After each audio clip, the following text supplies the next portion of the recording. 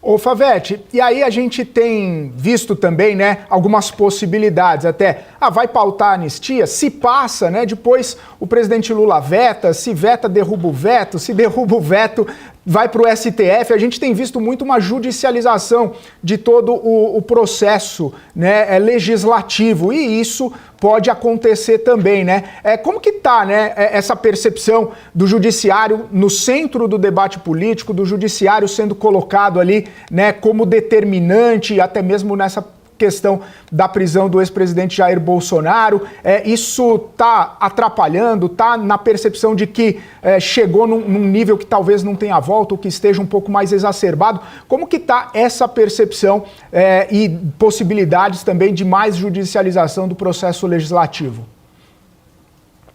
Você trouxe três coisas. A primeira delas é a questão da anistia.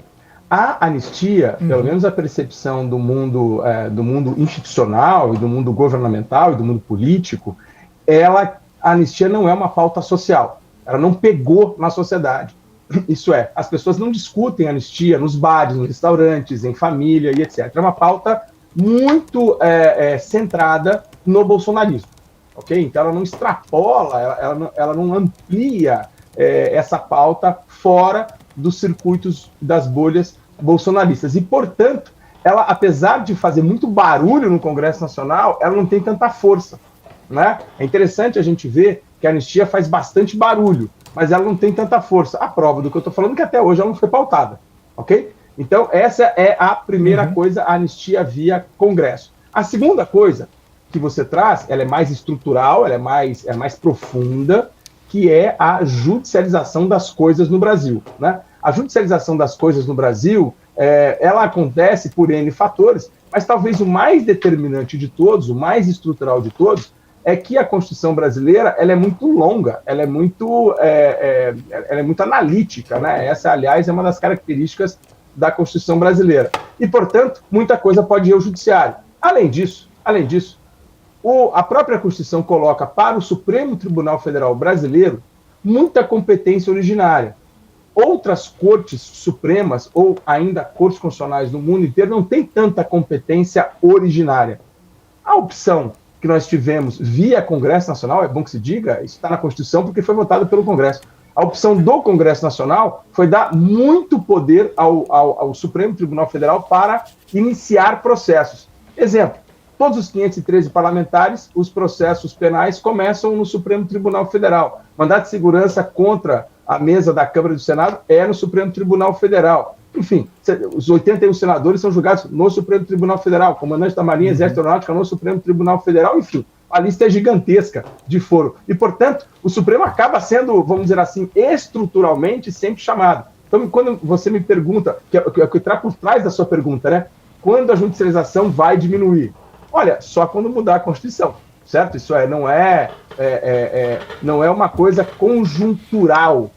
A judicialização da política, ela é estrutural. E a terceira questão que você trouxe é sobre a prisão do Bolsonaro.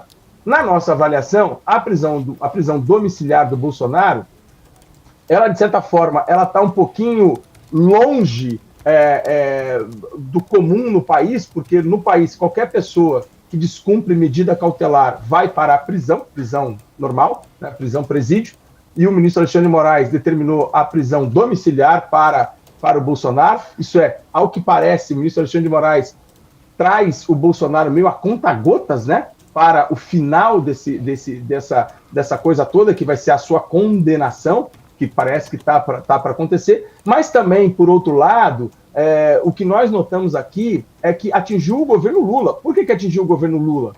Porque a prisão do Bolsonaro retomou o Bolsonaro numa posição de vítima que ele vinha perdendo. Bolsonaro estava perdendo essa posição de vítima desde o tarifaço, enfim, desde várias coisas. Bolsonaro já estava com uma certa imagética de transgressor.